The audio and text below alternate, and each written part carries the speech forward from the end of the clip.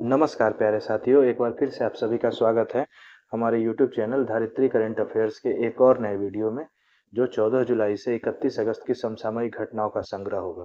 तो चलिए शुरू करते हैं आज का वीडियो, जिसका पहला खंड अर्थात पहला सेगमेंट है राष्ट्रीय महत्व के समसामयिक घटनाक्रम। और जिसका पहला न्यूज़ है कि हाल ही में नीति आयोग ने पूर्वोत्तर क्षेत्र यानी नॉर्थ ईस्ट रीजन के लिए जिला सतत विकास लक्ष्य यानी जो सस्टेनेबल डेवलपमेंट गोल्स होते हैं वो सूचकांक जारी किया है। और इस सूचकांक में मिजोरम के हंथियाल जिले को पूर्वोत्तर में सर्वश्रेष्ठ प्रदर्शन करने वाला जिला घोषित किया गया है। तो याद रखिएगा, ये वर्ष 2025 के लिए है जिसे नीति आयोग द्वारा इस सूचकांक को जारी किया गया, और इसमें मिजोरम के हंथियाल जिले को उसमें सर्वश्रेष्ठ प्रदर्शन करने वाला पहला जिला घोषित किया गया है। साथ ही मिजोरम, सिक्किम और त्रिपुरा के सभी जिलों को अग्रणी श्रेणी में रखा गया है। जहाँ तक पूर्वोत्तर क्षेत्र का बात कर लिया जाए तो पूर्वोत्तर क्षेत्र 8 राज्यों से मिलकर बना है, जिसमें सिक्किम को भी शामिल किया जाता है। अन्य 7 राज्य हैं अरुणाचल प्रदेश, असम, मणिपुर, मेघालय, मिजोरम, नागालैंड और त्रिपुरा।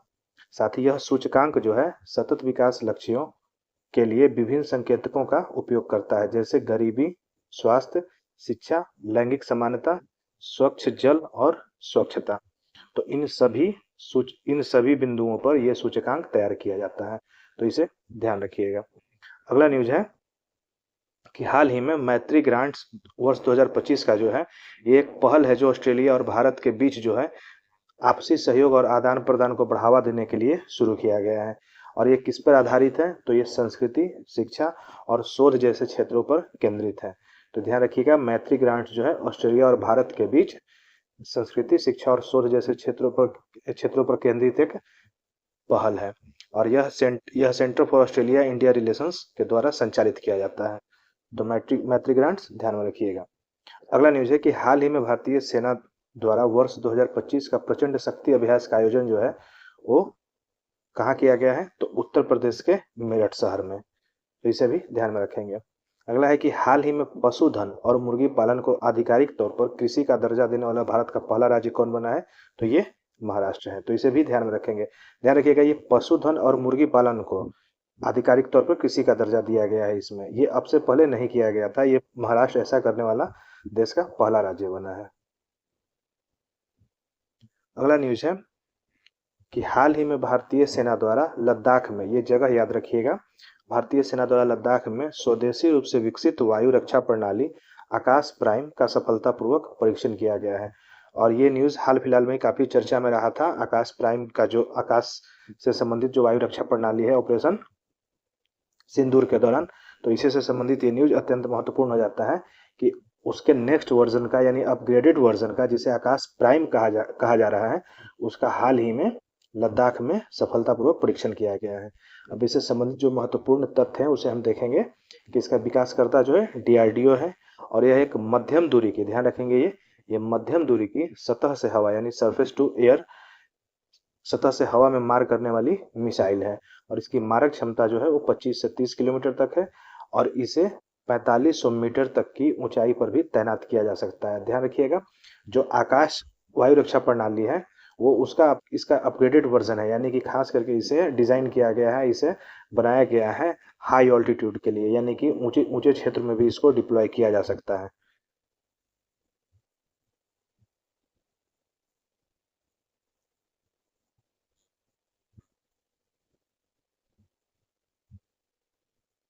अगले न्यूज की तरफ हम बढ़ेंगे कि हाल ही में केंद्रीय मंत्री मनोहर लाल खट्टर, जो कि ऊर्जा मंत्री तो हैं ही, साथ ही साथ आवास एवं शहरी मामलों के भी मंत्री हैं। तो केंद्रीय मंत्री मनोहर लाल खट्टर जी द्वारा अदिति योजना का आधिकारिक रूप से शुभारंभ किया गया है। ध्यान रखेंगे, अदिति जिसका फुल फॉर्म है assistance in deploying energy efficient technologies in industries and establishments. तो इस योजना का आधिकारिक रूप से शुभारंभ किया गया है। और इसका उद्देश्य क्या है, इसका मकसद क्या है? तो इस योजना का उद्देश्य उद्योगों और संस्थानों में, ध्यान रखेंगे, कि जो इंडस्ट्रियल सेटअप्स होते हैं या जो बड़े बड़े इंस्टीट्यूशंस होते हैं, उनमें ऊर्जा दक्ष प्रौद्योगिकियों यानी कि ऐसे प्रौद्योगिकी, ऐसे टेक्नोलॉजी जो न्यूनतम कार्बन उत्सर्जन वाले प्रौद्योगिकी हो, उनको उस वहां पर इंस्टॉल करना, यानी कि उन उन संस्थानों के या उन उद्योगों को ऊर्जा दक्ष प्रौद्योगिकियों के लिए उन्हें सहायता प्रदान करना है ताकि ऊर्जा ऊर्जा संरक्षण और पर्यावरण संरक्षण को बढ़ावा मिल सके।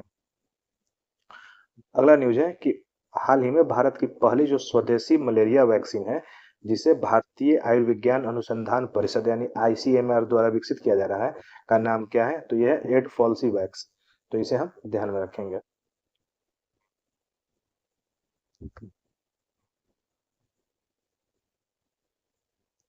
अगला न्यूज है कि हाल ही में रक्षा क्षेत्र की सार्वजनिक क्षेत्र की company Garden Reach ship builders एवं इंजीनियर्स लिमिटेड यानी GRSE ने भारतीय नौसेना के लिए निर्मित पनडुब्बी रोधी उथले जल पोतों की श्रृंखला में 8वें और अंतिम पोत INS अजय का जलावतरण किया है। तो ध्यान रखेंगे, ये पनडुब्बी रोधी उथले जल की जो 8 पोतों की श्रृंखला थी, इसका ये आखिरी जहाज था, जिसका नाम है INS अजय, और उसका जलावतरण किया गया है। तो इस नाम को हम ध्यान में रखेंगे।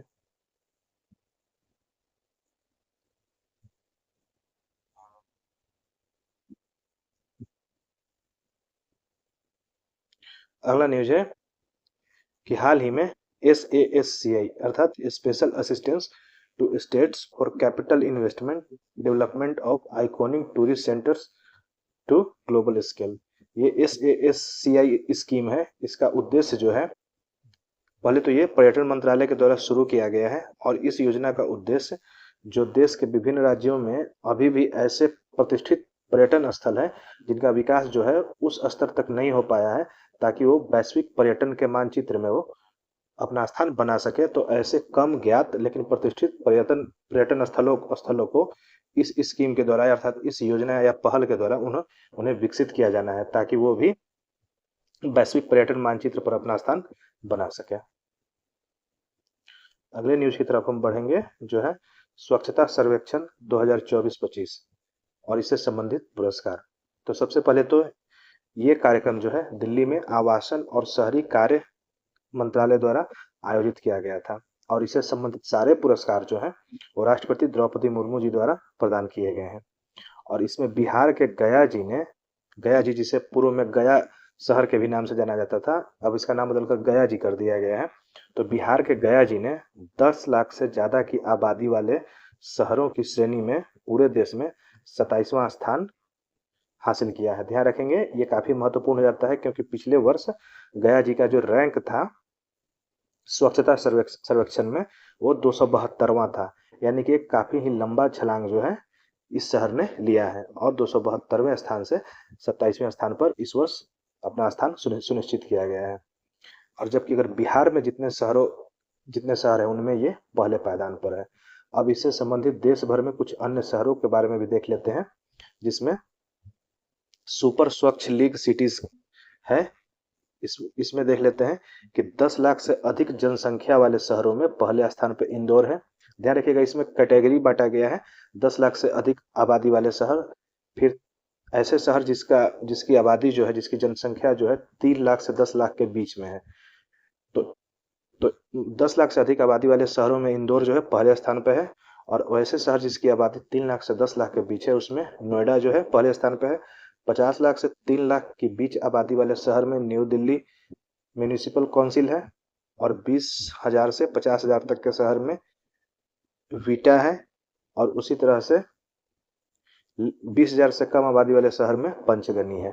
तो ये सुपर स्वच्छ लीग सिटीज है। इसके साथ ही स्वच्छ शहर का बात किया जाए तो इसमें पहले स्थान पर जो है अहमदाबाद है, दूसरे स्थान पर भोपाल है, और तीसरे स्थान पर लखनऊ है। तो मुख्य तौर पर ये स्वच्छ शहर जो है इसे जरूर ध्यान में रखिएगा।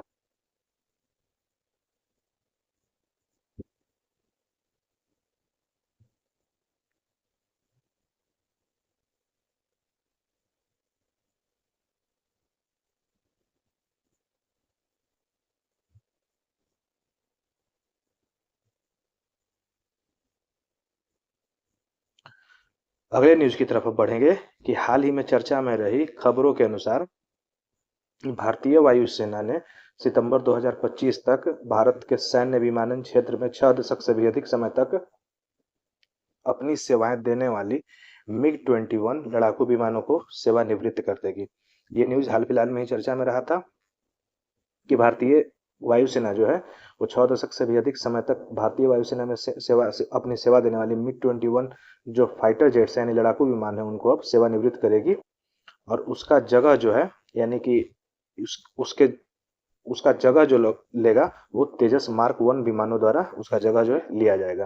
तो थोड़ा सा इनसे संबंधित सारे तथ्यों को देखते हैं कि MiG-21 जो है ये सोवियत संघ द्वारा विकसित भारत का पहला सुपरसोनिक लड़ाकू विमान था।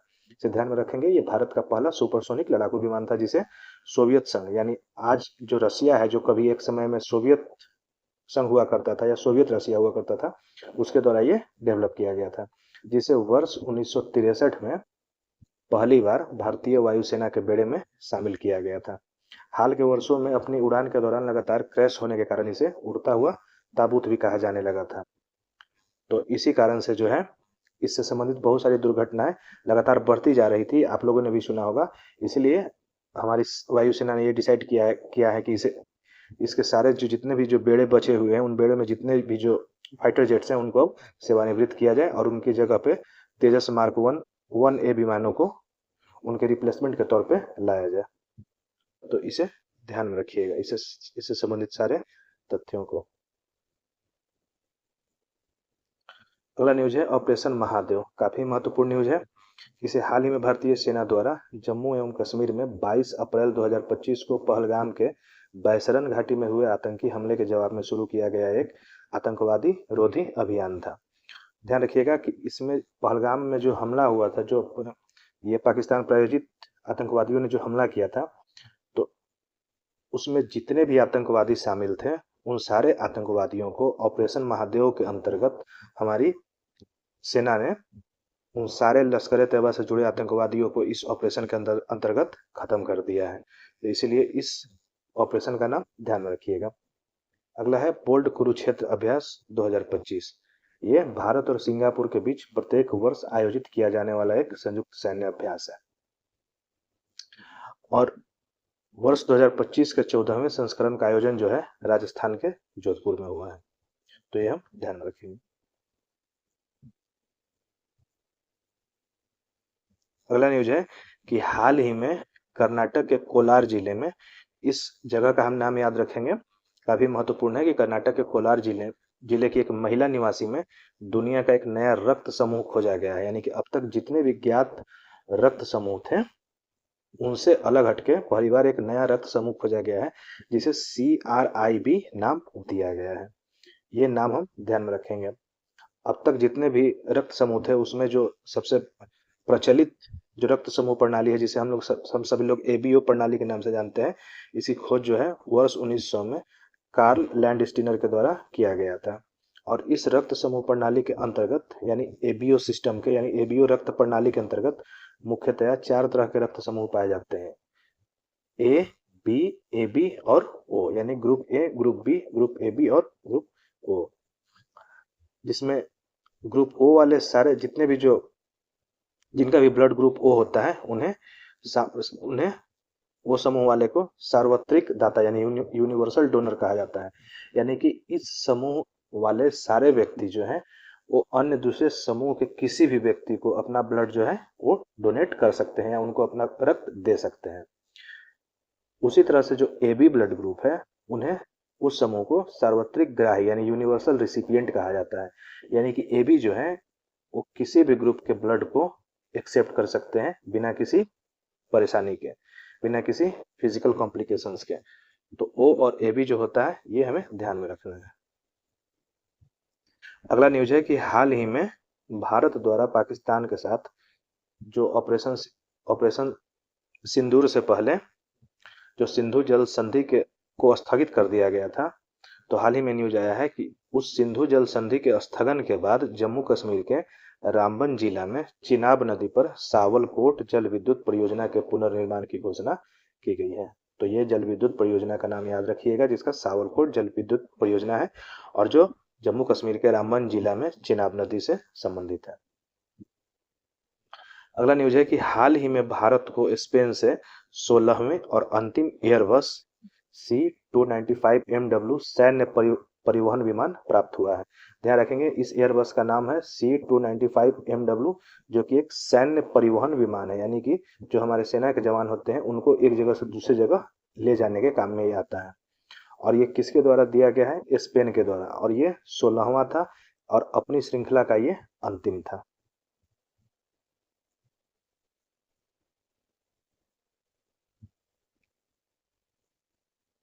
अगला न्यूज है कि हाल ही में भारत का पहला मेक इन इंडिया है ये ग्रीन हाइड्रोजन प्लांट जो है वो कहाँ स्थापित किया गया है? तो गुजरात के कांडला बंदरगाह में। तो ये हमें ध्यान में रखना है। अगला न्यूज है कि हाल ही में भारतीय रेलवे ने भारत और एशिया की सबसे लंबी मालगाड़ी, ध्यान रखेंगे ये इसलिए महत्वपूर्ण है क्योंकि ये भारत ही नहीं एशिया की सबसे लंबी मालगाड़ी है जिसका नाम रुद्रास्त्र है, जो कि लगभग 4.5 किलोमीटर लंबी है, के सफल परिचालन में सफलता हासिल की है। और ये भी हम ध्यान में रखेंगे कि इसका सफल परिचालन जो हुआ, यानी कि एक पॉइंट से दूसरे पॉइंट तक की दूरी जो तय किया गया है, उसमें ये जो इसका स्टार्टिंग पॉइंट था वो उत्तर प्रदेश के चंदौली जिला में गंज ख्वाजा स्टेशन से लेके झारखंड के गढ़वा तक ये डिस्टेंस तय किया गया है। और उस दौरान 4.5 किलोमीटर लंबी मालगाड़ी जिसका नाम रुद्रास्त्र था वो चलाई गई। अगला न्यूज है कि हाल ही में भारत के सहयोग से बनाई जा रही डोरजीलुंग जल विद्युत परियोजना का संबंध किस देश से है? तो वो भूटान से है।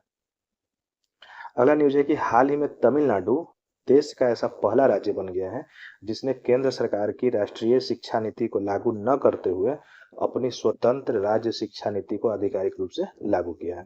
फिर हम ध्यान में रखेंगे नेशनल एजुकेशन पॉलिसी, जिसे वर्ष 2020 में लाया गया था, ये उसका उद्देश्य था इसे पूरे देश में लागू करना, लेकिन हाल फिलहाल में तमिलनाडु ने ऐसी घोषणा की है कि वो NEP 2020 यानी नेशनल एजुकेशन पॉलिसी को न लागू करते हुए वो अपने द्वारा गठित की हुआ, वो अपने द्वारा बनाया गया या अपने द्वारा डिजाइन किया गया अपनी स्वतंत्र राज्य शिक्षा नीति को आधिकारिक रूप से लागू करेगा। तो तमिलनाडु का नाम ध्यान रखिएगा। अगला न्यूज है टाटो 2 जल विद्युत परियोजना का संबंध भारत के किस राज्य से है? तो अरुणाचल प्रदेश से। और यह परियोजना जो है, यानी ये जल विद्युत परियोजना जो है, ये अरुणाचल प्रदेश में सियोम नदी पर प्रस्तावित है। तो ये भी ध्यान में रखेंगे हम लोग। अगला न्यूज है कि वर्ष 2025 में हम सभी ने 79वां स्वतंत्रता दिवस मनाया है। उसका थीम क्या था? तो उसका थीम था नया भारत, यानी नया भारत के थीम के साथ वर्ष 2025 का 79वां स्वतंत्रता दिवस मनाया गया। अगला न्यूज है कि हाल ही में वर्ष 2025 के भारतीय और श्रीलंकाई नौसेना के बीच द्विपक्षीय समुद्री अभ्यास स्लाइनेक्स 2025 का आयोजन श्रीलंका की राजधानी कोलंबो में किया गया। तो ये ध्यान रखेंगे स्लाइनेक्स जो है श्रीलंका और इंडिया के बीच का द्विपक्षीय समुद्री अभ्यास है, यानी नेवल एक्सरसाइज है जो भारत और श्रीलंका के बीच किया जाता है। अगला न्यूज है कलाई 2 या कलई 2, आप अपनी सुविधा के हिसाब से इसे जो भी नाम देना चाहें, जल विद्युत परियोजना यानी कलाई 2 हाइड्रो इलेक्ट्रिक प्रोजेक्ट का संबंध किस राज्य से है? तो अरुणाचल प्रदेश से। अगला न्यूज है कि हाल ही में भारत का पहला पूरी तरह से डिजिटल साक्षर राज्य किसे घोषित किया गया है? तो केरल को। तो ये नाम ध्यान में रखेंगे, ये भारत का पहला पूरी तरह से डिजिटली साक्षर राज्य बन गया है। अगला न्यूज है कि हाल ही में उत्तर प्रदेश का वाराणसी शहर रेल की पटरियों के बीच पोर्टेबल सोलर पैनल लगाने वाला भारत का पहला शहर बन गया है। जैसा कि आप इमेज में भी देख सकते हैं कि दोनों पटरियों के बीच जो है सोलर पैनल जो है वो स्टेब्लिश किया गया है, इंस्टॉल किया गया है। तो ऐसा करने वाला वाराणसी शहर, उत्तर प्रदेश का वाराणसी शहर जो है देश का पहला शहर बन गया है।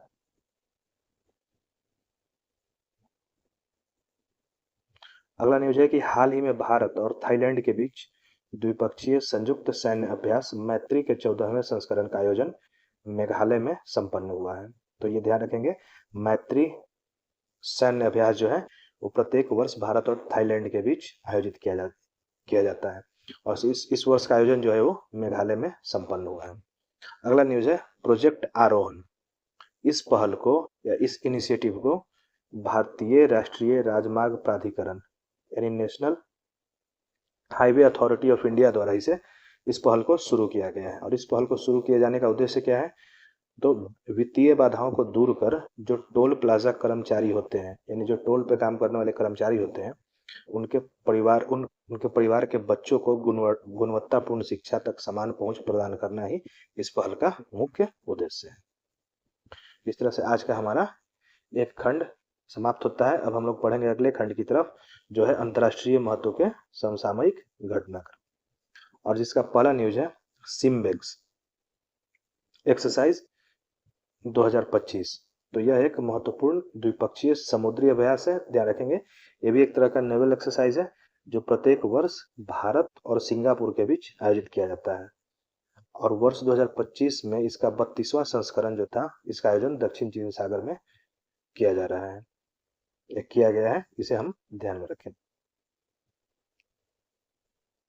अगला न्यूज है कि हाल ही में यूरोपीय संघ ने रूस की यूक्रेन के विरुद्ध सैन्य कार्रवाई के जवाब में भारत की नायरा एनर्जी लिमिटेड पर प्रतिबंध लगा दिया है। ध्यान रखेंगे कि जो इस समय रूस और यूक्रेन जो है संघर्ष की स्थिति में है, तो यूरोपीय संघ ने नायरा एनर्जी लिमिटेड, जो कि रूस की सरकारी कंपनी रोसनेफ्ट द्वारा नियंत्रित है और जो गुजरात में कच्छ की खाड़ी के पास स्थित है, तो इस रिफाइनरी में रूस का कुछ हिस्सा होने के कारण जो है यूक्रेन के समर्थन में यूरोपीय संघ ने इस नायरा एनर्जी लिमिटेड पर प्रतिबंध लगा दिया है। तो ये नाम हमें ध्यान में रखना है। अगला न्यूज है कि हाल ही में चर्चा में रहा जीनियस एक्ट का संबंध किस देश से है? तो ये संयुक्त राज्य अमेरिका के द्वारा लाया गया है जीनियस एक्ट। और इस एक्ट को लाए जाने का उद्देश्य क्या है? तो यह अधिनियम या यह कानून जो है अमेरिका में क्रिप्टो करेंसी को विनियमित करने वाला कानून है। अगला न्यूज है कि हाल ही में संयुक्त राज्य अमेरिका ने वर्ष 2026 के अंत तक संयुक्त राष्ट्र शैक्षिक, वैज्ञानिक और सांस्कृतिक संगठन, जिसे हम लोग यूनेस्को के नाम से भी जानते हैं, यूनेस्को से बाहर निकलने का निर्णय लिया है। तो यह डोनाल्ड ट्रंप की सरकार के द्वारा लिया गया ये फैसला है कि उन्होंने हाल में फिर से एक बार ये निर्णय लिया है कि वो यूनेस्को से बाहर निकल जाएंगे।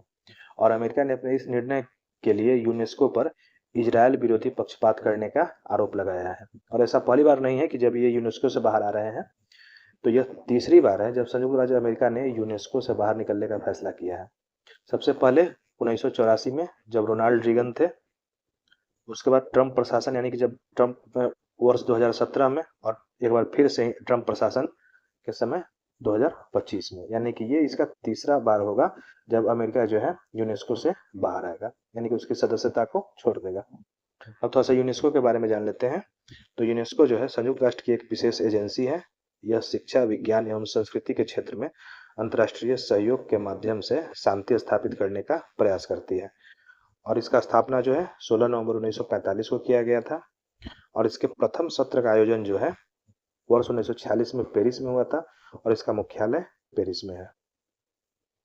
और भारत भी इस संगठन का एक संस्थापक सदस्य है।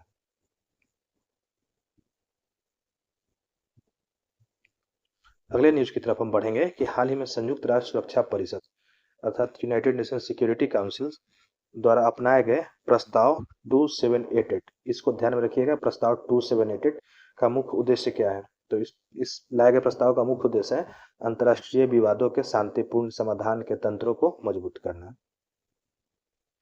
अगला न्यूज है कि हाल ही में किस देश ने 16 वर्ष से कम उम्र के बच्चों के लिए यूट्यूब पर प्रतिबंध लगा दिया, अर्थात बैन लगा दिया है?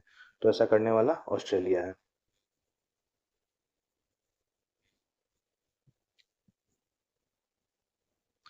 अगला न्यूज है कि हाल ही में कौन सा देश अंतर्राष्ट्रीय सौर गठबंधन का 107वां सदस्य बना है? वो है मोल्दोवा। ध्यान रखेंगे, जो अंतर्राष्ट्रीय सौर गठबंधन है यानी इंटरनेशनल सोलर अलायंस, उसका 107वां सदस्य बना है मोल्दोवा। और यह एक वैश्विक गठबंधन है जिसकी स्थापना वर्ष 2015 में भारत और फ्रांस के द्वारा पेरिस में संयुक्त राष्ट्र जलवायु परिवर्तन सम्मेलन, यानी कि जो कॉन्फ्रेंस ऑफ पार्टीज था, कॉन्फ्रेंस ऑफ पार्टीज 21 जिस संख्या के हिसाब से। और ये जो पेरिस में आयोजित किया गया था वर्ष 2015 में, उसके दौरान ये इसकी स्थापना की गई थी। और गठबंधन का उद्देश्य जो है विश्व स्तर पर सौर ऊर्जा विकास को बढ़ावा देना है।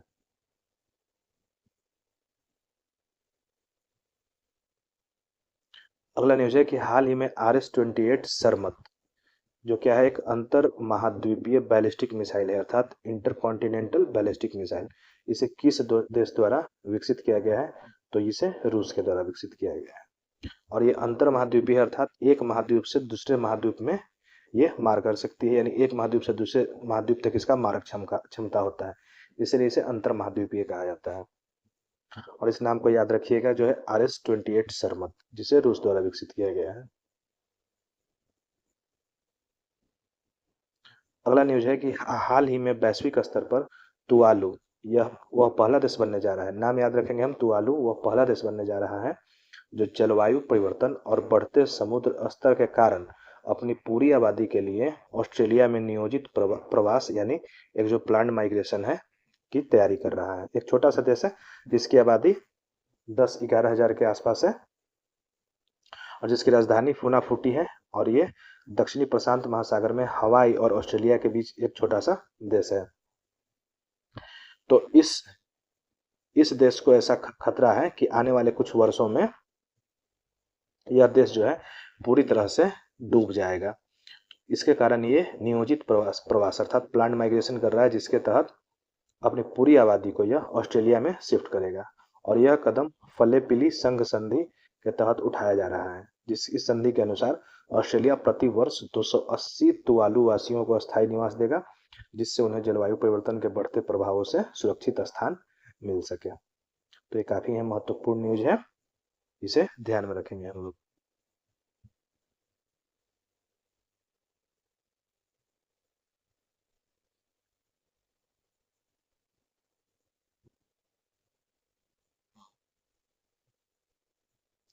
अगला न्यूज है कि हाल ही में वर्ल्ड हेल्थ ऑर्गेनाइजेशन यानी विश्व स्वास्थ्य संगठन ने हेपेटाइटिस डी वायरस को कैंसर जनक वायरस यानी कार्सिनोजेनिक वायरस घोषित किया है।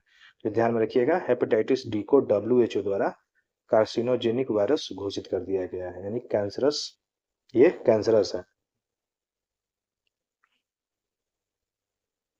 इस तरह से हमारा एक और सेगमेंट समाप्त होता है।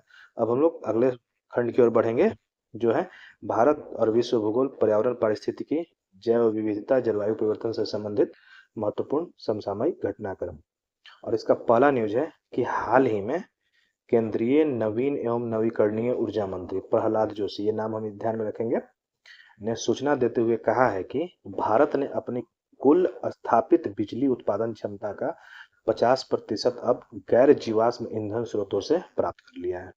इसको काफी महत्वपूर्ण है, इससे संबंधित सारे तथ्यों को ध्यान में रखेंगे हम, जो इसमें फिगर दिए गए हैं, जो आंकड़े दिए गए हैं, उनको भी ध्यान में रखेंगे। और वो है कि 50% कुल स्थापित बिजली उत्पादन क्षमता का 50% जो है अब भारत जो है वो गैर जीवाश्म ईंधन स्रोतों से प्राप्त कर लिया है। यानी कि जून 2025 तक भारत की कुल स्थापित विद्युत क्षमता, यानी कि अब तक जितनी भी विद्युत क्षमता है हमने स्थापित की है, भविष्य में हालांकि और बढ़ेगी, लेकिन अभी जितनी है जो कि 484.82 गीगावाट है, इसमें से हम लोगों ने 50% गैर जीवाश्म ईंधन स्रोतों से प्राप्त करते हैं, जो कि लगभग 242.8 गीगावाट के करीब है।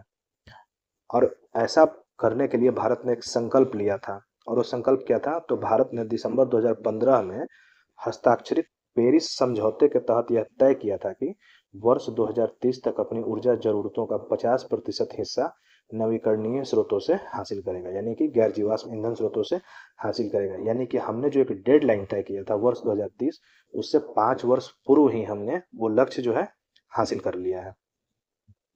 और इसका उद्देश्य क्या था? तो इसका उद्देश्य जलवायु परिवर्तन के खतरे को कम करना।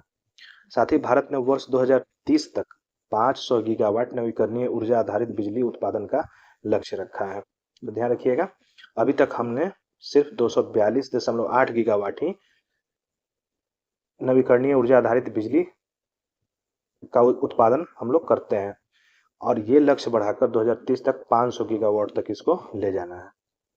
अब चूंकि गैर जीवाश्म ईंधन से ये सब किया जा रहा है, तो उसमें ये भी देख लेंगे कि गैर जीवाश्म ईंधन क्या है। तो तात्पर्य उन ऊर्जा स्रोतों से है जो जीवाश्म कार्बनिक पदार्थ जैसे कोयला, तेल या प्राकृतिक गैस से प्राप्त नहीं किए जाते हैं। यानी कि ये जितने भी जो स्रोत हैं वो जीवाश्मिक स्रोत हैं, जीवाश्म ईंधन की श्रेणी में आते हैं। तो इनसे नहीं, यानी जो गैर जीवाश्म ईंधन है उनसे प्राप्त किए जाते हैं, जैसे कि सोलर एनर्जी हो गया, जियोथर्मल जिसे हम लोग भूतापीय ऊर्जा भी कहते हैं, पवन हो गया, जल विद्युत हो गया। इसके इस्तेमाल से ऊर्जा उत्पन्न किया जाता है। इसके साथ ही साथ परमाणु ऊर्जा जो कि गैर नवीकरणीय है, हालांकि लेकिन फिर भी स्वच्छ ऊर्जा मानी जाती है। तो इसलिए ये अब तक हम इन सारे स्रोतों से जो है लगभग 242.8 गीगावाट प्राप्त कर रहे हैं, और इसे हम लोग 2030 तक बढ़ाकर 500 गीगावाट तक ले जाना है।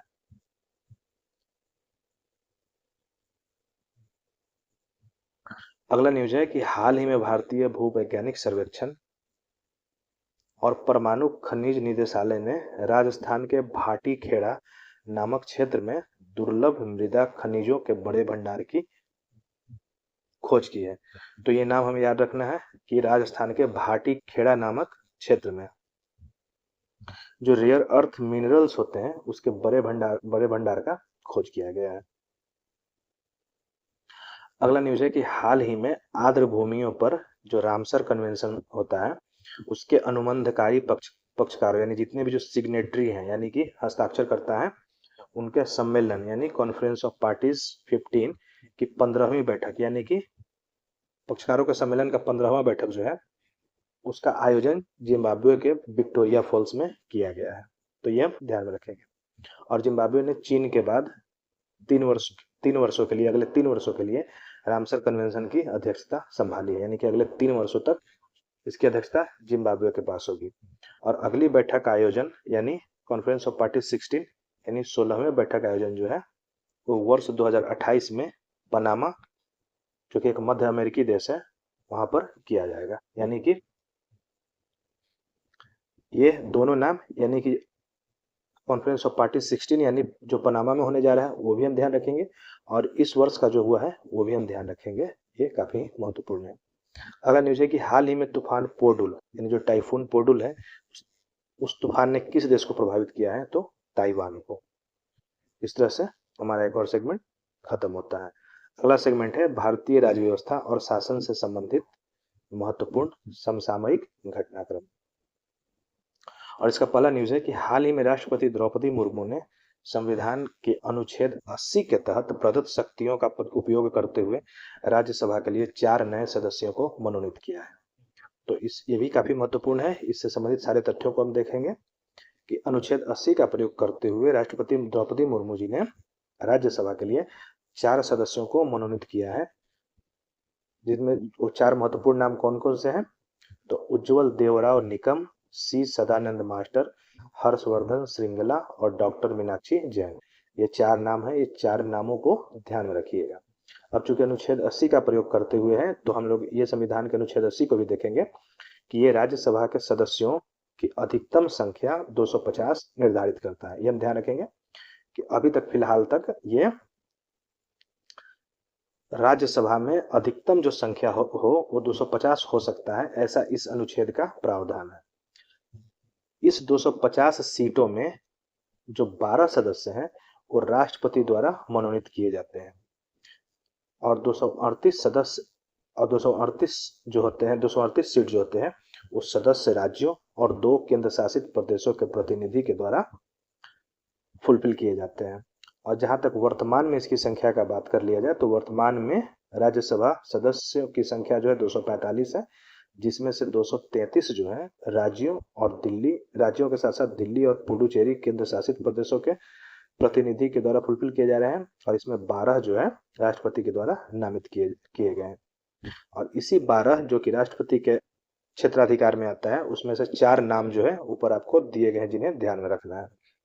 अब राष्ट्रपति द्वारा जो मनोनीत सदस्य होते हैं वो किस किस क्षेत्र से लिए जाते हैं, साहित्य, विज्ञान, कला और समाज सेवा जैसे मामलों के संबंध में विशेष ज्ञान या व्यवहारिक अनुभव रखने वाले ऐसे व्यक्ति, ऐसे महानुभावों को राज्यसभा में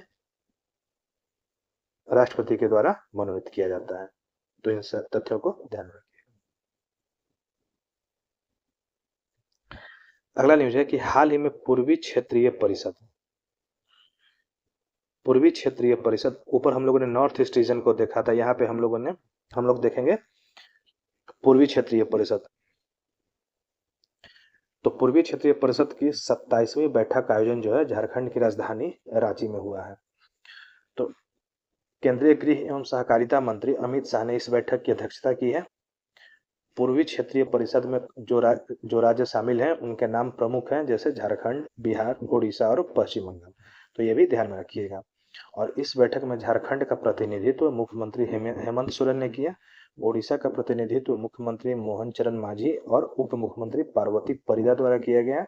बिहार की ओर से इसकी अध्यक्षता यानी कि इस बैठक में जो दोनों उप मुख्यमंत्री हैं वर्तमान में, यानी विजय कुमार सिन्हा और सम्राट चौधरी द्वारा भाग लिया गया।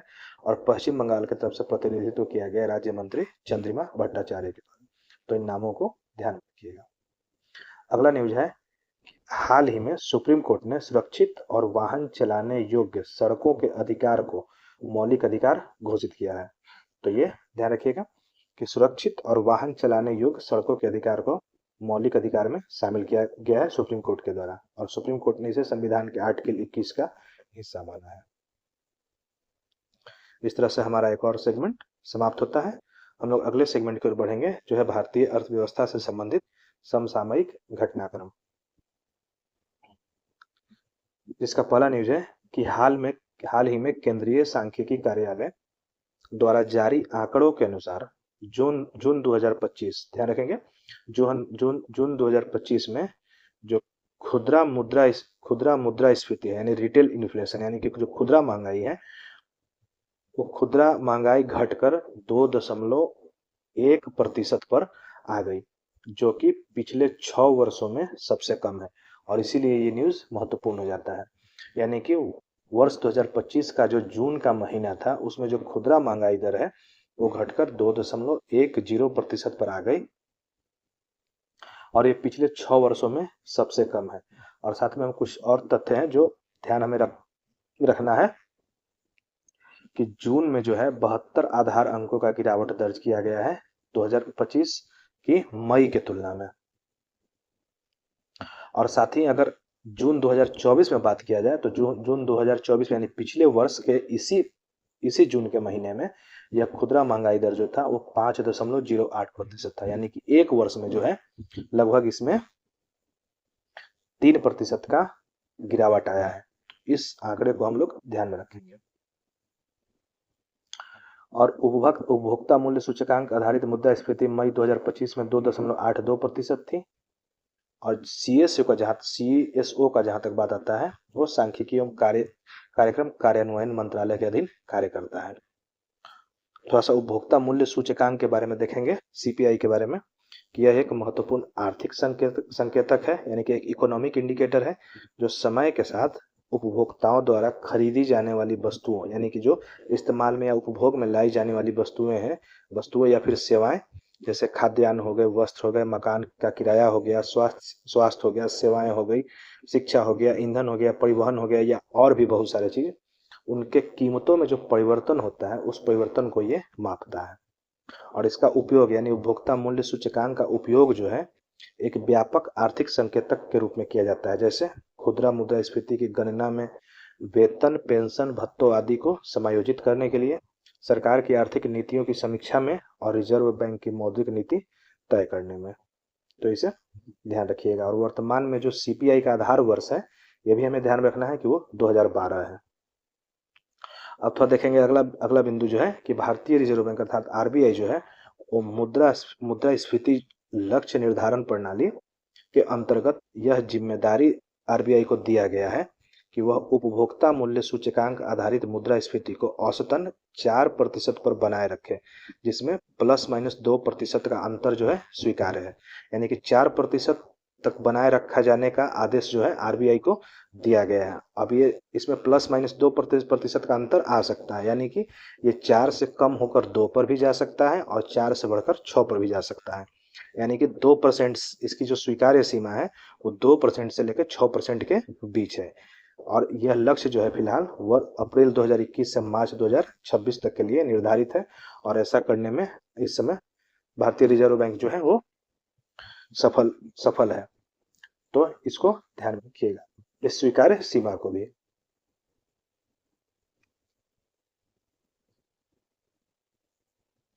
अगला न्यूज है कि हाल ही में आईएमएफ द्वारा जारी किए गए रिपोर्ट बढ़ते खुदरा डिजिटल भुगतान अंतर संचालन का मूल्य, ये रिपोर्ट का पूरा नाम है, इसे हम ध्यान में रखेंगे, जिसका नाम क्या है, बढ़ते खुदरा डिजिटल भुगतान अंतर संचालन का मूल्य। इस रिपोर्ट के अनुसार यूपीआई जो है, यानी कि जो यूपीआई हम इस्तेमाल करते हैं, वो उस यूपीआई में जो है भारत के 85% डिजिटल भुगतान और वैश्विक स्तर पर लगभग 50% डिजिटल भुगतान को संचालित करता है। यानी कि हम इसमें काफ़ी तेजी से लीड कर रहे हैं, न सिर्फ अंदर में, यानी कि वैश्विक स्तर पर भी, यानी कि अन्य देशों के साथ भी हम यूपीआई के, अन्य देशों के साथ भी हमारा जो है, बहुत सारे ऐसे देश हैं जहां हम यूपीआई को आराम से इस्तेमाल कर सकते हैं। तो वैश्विक स्तर पर भी जितने जो डिजिटल भुगतान, यानी जो डिजिटल ट्रांजेक्शन्स किए जा रहे हैं, उसमें 50% इस समय यूपीआई का दबदबा है, अर्थात वो यूपीआई के द्वारा किए जा रहे हैं। और जून 2025 तक, यानी शुरुआत से लेकर जून 2025 तक अब तक 18.39 अरब यूपीआई लेन देन के जरिए 24 लाख करोड़ रुपए का भुगतान किया जा चुका है। ध्यान रखिएगा कि जून 2025 तक कुल 18.39 अरब यूपीआई लेन देन, यानी यूपीआई के द्वारा ट्रांजेक्शन्स का जो संख्या है वो 18.39 अरब तक पहुंच गया है। और इतने ट्रांजेक्शन्स के जरिए 24 लाख करोड़ रुपए का आदान प्रदान, यानी कि लेन देन जो है वो संभव हो पाया है। और प्रतिदिन का जब बात कर लिया जाए तो यूपीआई के माध्यम से प्रतिदिन 64 करोड़ से अधिक के लेन देन का प्रबंधन किया जाता है, या वर्तमान में भी किया जा रहा है, और भविष्य में इसके और बढ़ने की संभावना है, और हम तेजी से इसमें आगे बढ़ रहे हैं।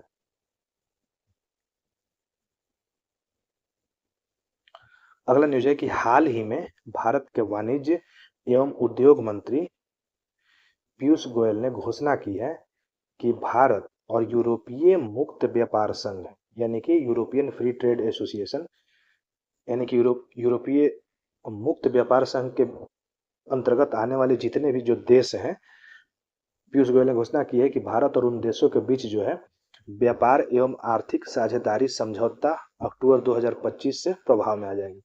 यानी जो एक तरह से आप कह सकते हैं जो फ्री ट्रेड एग्रीमेंट्स है, फ्री ट्रेड एग्रीमेंट है, वो अक्टूबर 2025 से प्रभाव में आ जाएगा।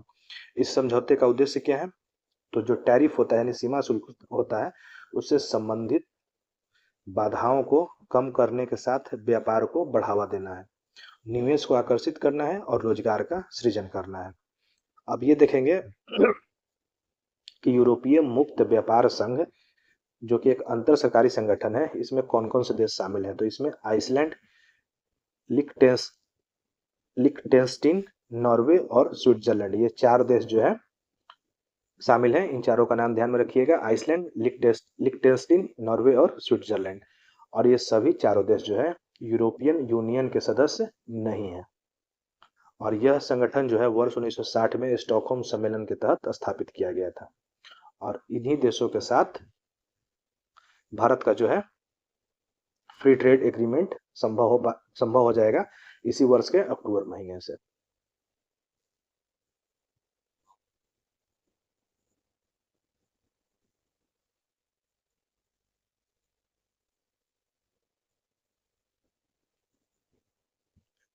अगले न्यूज की तरफ हम बढ़ेंगे, जो है विज्ञान और प्रौद्योगिकी से संबंधित समसामयिक घटनाक्रम। इसका न्यूज है, इसका पहला न्यूज है कि हाल ही में नासा और इसरो के द्वारा संयुक्त रूप से विकसित पृथ्वी अवलोकन उपग्रह निसार को लॉन्च किया गया है। ध्यान रखेंगे, निसार जो सैटेलाइट है, जो कि एक अर्थ ऑब्जर्वेशन सैटेलाइट है, ये नासा और इसरो का एक संयुक्त पहल है, और संयुक्त पहल के साथ ही इसको लॉन्च किया गया है। और ये न्यूनतम 3 वर्षों तक पृथ्वी की कक्षा में काम करेगा। और चूंकि ये अर्थ ऑब्जर्वेशन सैटेलाइट है, तो इसका मुख्य कार्य है पृथ्वी को जो है, अर्थ को जो है ऑब्जर्व करना, और उसी ऑब्जर्व करते हुए बहुत सारी ये पिक्चर्स जो है, इमेजेस जो है क्लिक करेगा, और यहाँ पृथ्वी पर वापस डेटा सेंटर को ये भेजेगा। तो इसका नाम जो है निसार, जो कि पृथ्वी अवलोकन उपग्रह है, इसे ध्यान में रखिएगा।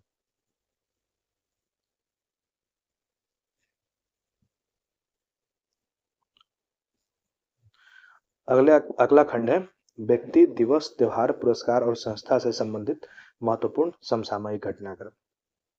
और इसका पहला न्यूज है कि हाल ही में फ्रांस की राजधानी पेरिस में आयोजित यूनेस्को की विश्व धरोहर समिति के 47वें सत्र में भारत के 12 मराठा सैन्य परिदृश्यों यानी जो 12 मिलिट्री लैंडस्केप्स थे उनको विश्व धरोहर सूची में शामिल कर लिया गया है। तो ये काफी महत्वपूर्ण न्यूज है, इसके बारे में हम लोग डिस्कस करेंगे कि वर्तमान में जो यूनेस्को की विश्व धरोहर समिति का जो 47वां सत्र था जिसका कि आयोजन फ्रांस की राजधानी पेरिस में किया गया, उसमें भारत के जो 12 मराठा सैन्य परिदृश्य थे यानी जो मिलिट्री लैंडस्केप मराठाओं के, उनको विश्व धरोहर सूची में शामिल कर लिया गया है। इसमें कौन कौन है? तो इन 12 स्थानों में महाराष्ट्र का साल्हेर का किला, शिवनेरी का किला, लोहगढ़ का किला, खंडेरी किला, रायगढ़ किला, राजगढ़ किला, प्रतापगढ़ किला, स्वर्ण दुर्ग किला, पनहाला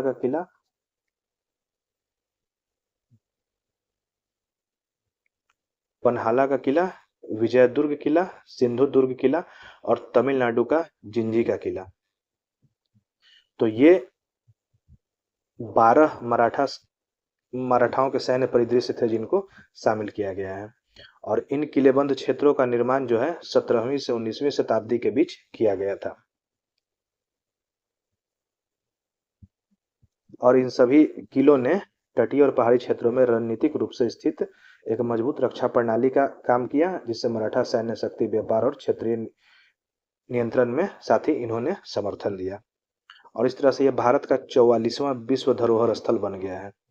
ध्यान रखिएगा, 44वां विश्व धरोहर स्थल, ये इस तरह से कुल भारत से 44 विश्व धरोहर स्थल जो है वो विश्व धरोहर सूची में शामिल हो गए हैं। इन 44 भारतीय स्थलों की सूची में 36 सांस्कृतिक है, 7 प्राकृतिक है और एक मिश्रित स्थल शामिल है। असम के चराईदेव के मोईदाम को वर्ष 2024 में इसमें शामिल किया गया था, जो कि 43वां भारत की तरफ से 43वां विश्व धरोहर स्थल था। और भारत दुनिया का 6ठा ऐसा देश बन गया है जिसके पास सबसे अधिक यूनेस्को विश्व धरोहर स्थल है। तो ये भी ध्यान में रखेंगे कि भारत जो है दुनिया का 6ठा ऐसा देश बन गया है जिसके पास सबसे अधिक यूनेस्को विश्व धरोहर स्थल है। यूनेस्को विश्व धरोहर स्थल का अगर बात कर लिया जाए तो इन स्थलों की प्रकृति सांस्कृतिक, प्राकृतिक अथवा मिश्रित हो सकती है।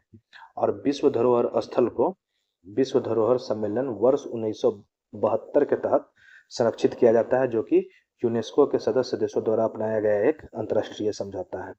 और भारत भी इस समझौते का एक सिग्नेटरी है, अर्थात हस्ताक्षर करता है, जो कि 1977 में भारत के द्वारा इसे अपनाया गया था।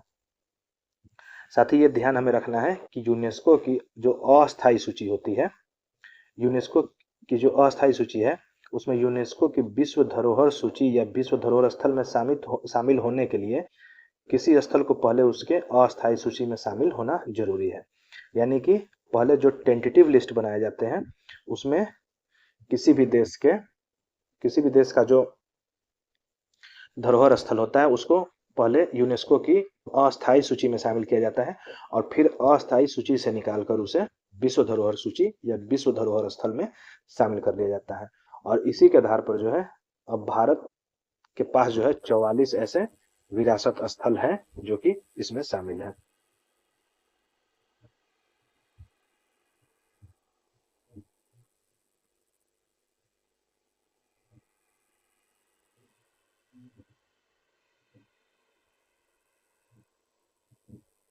अगला न्यूज है कि हाल ही में महाराष्ट्र की महिला अधिकार कार्यकर्ता वर्षा देशपांडे, ये नाम याद रखिएगा कि महाराष्ट्र की महिला अधिकार कार्यकर्ता वर्षा देशपांडे को उनके लिंग समानता और जनसंख्या संबंधी मुद्दों पर किए गए महत्वपूर्ण योगदान के लिए वर्ष 2025 का संयुक्त राष्ट्र जनसंख्या पुरस्कार प्रदान किया गया है। तो ये संयुक्त राष्ट्र के द्वारा दिया गया पुरस्कार है, इसलिए महत्वपूर्ण हो जाता है और इसका नाम याद रखिएगा। अगला न्यूज है कि हाल ही में संयुक्त राष्ट्र द्वारा पहली बार 6 जुलाई को विश्व ग्रामीण विकास दिवस मनाया गया है। तो ऐसा पहली बार है और अब इससे हर वर्ष जो है मनाया जाएगा। तो वो तिथि हमें ध्यान रखना है, 6 जुलाई को विश्व ग्रामीण विकास दिवस मनाया गया। उद्देश्य क्या है? ग्रामीण क्षेत्रों में जीवन की गुणवत्ता में सुधार और सतत विकास लक्ष्यों को प्राप्त करने के महत्व को उजागर करना। अगला न्यूज है कि हाल ही में संयुक्त राष्ट्र द्वारा वर्ष 2025 का नेल्सन मंडेला पुरस्कार किन दो लोगों को दिया गया है। तो ये संयुक्त राष्ट्र द्वारा दिया जाता है और इस वर्ष ये ब्रेंडा रेनॉल्ड्स जिनका कि जो कि कनाडा से हैं और केनेडी ओडेडे जो कि केन्या की हैं, उनको ये पुरस्कार जो है दिया गया है।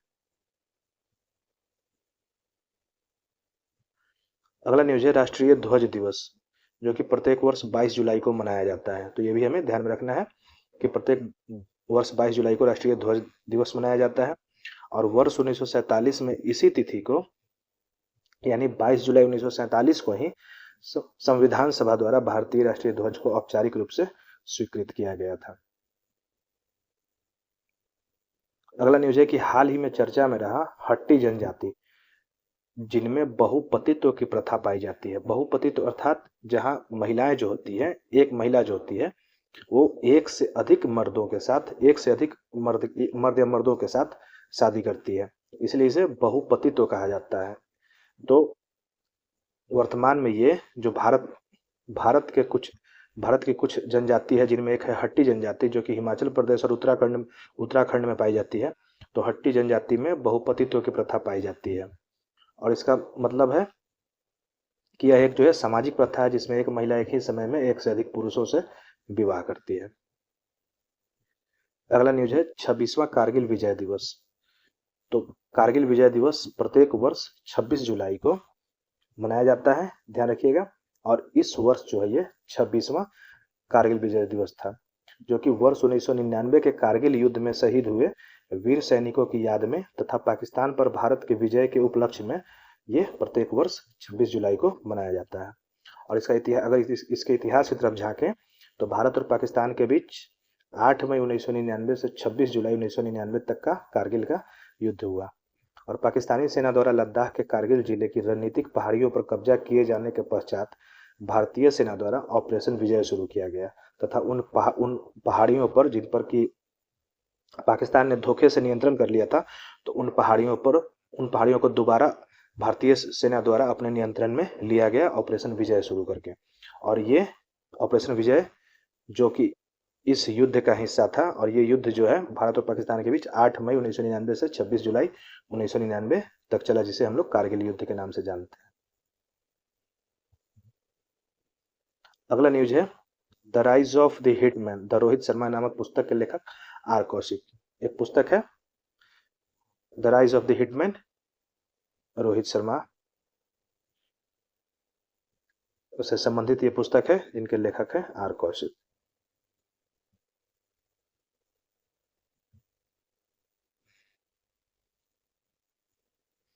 अगले न्यूज की तरफ हम बढ़ेंगे कि हाल ही में 43वां लोकमान्य तिलक राष्ट्रीय सम्मान 2025 से किसे सम्मानित किया गया है। तो नितिन गडकरी को, जो कि इस समय केंद्रीय सड़क परिवहन और राजमार्ग मंत्री हैं।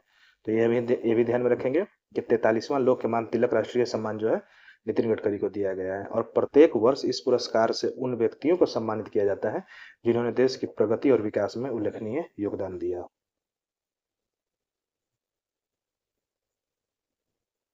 अगला न्यूज है जो कि काफी महत्वपूर्ण है कि हाल ही में झारखंड के भूतपूर्व मुख्यमंत्री शिबू सोरेन जी का निधन हो गया है।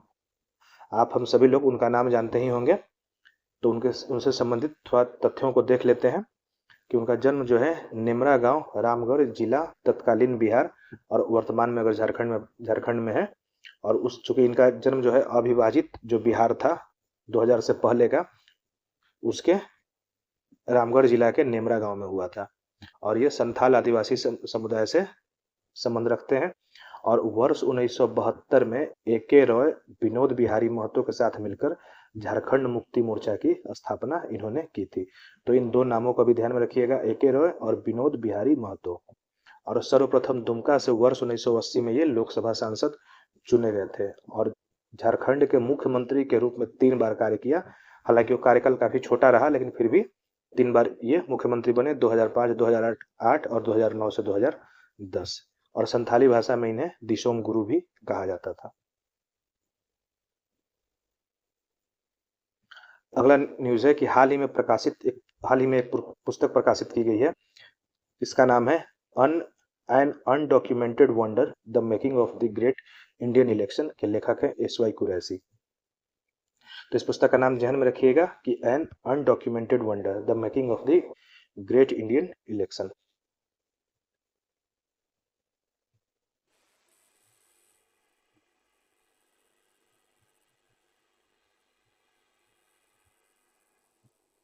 अगला न्यूज है कि हाल ही में जयपुर राजस्थान में आयोजित मिस यूनिवर्स इंडिया 2025 का ताज जो है वो किसको पहनाया गया है, यानी वो खिताब किसके द्वारा जीता गया है, तो मनिका विश्वकर्मा के द्वारा।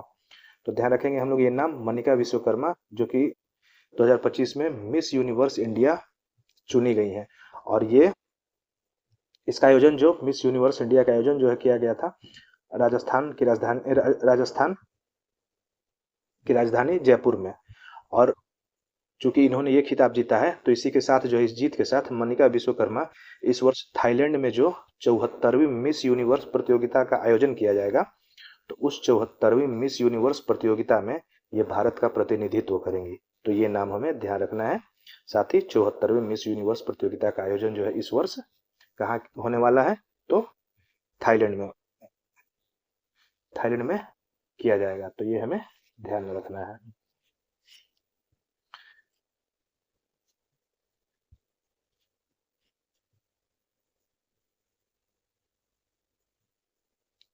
और इससे पहले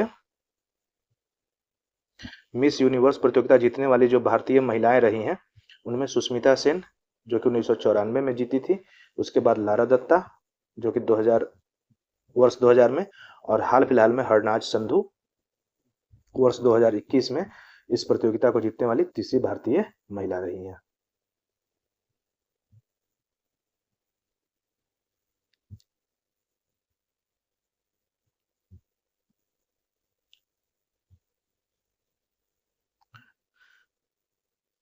अगला न्यूज है राष्ट्रीय अंतरिक्ष दिवस, जो कि प्रत्येक वर्ष 23 अगस्त को मनाया जाता है। और इस दिवस को मनाए जाने की शुरुआत जो है वर्ष 2024 में की गई थी।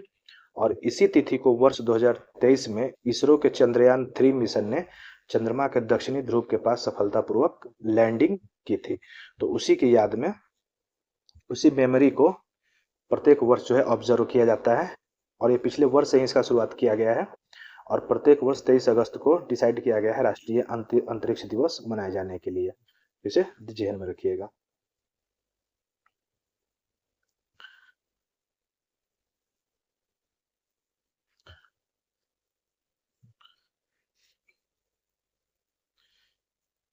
इसके बचे हुए न्यूज को और साथ ही बचे हुए एक दो खंड शायद और बचे रह गए हैं, तो उसे हम लोग अगले वीडियो में डिस्कस करेंगे।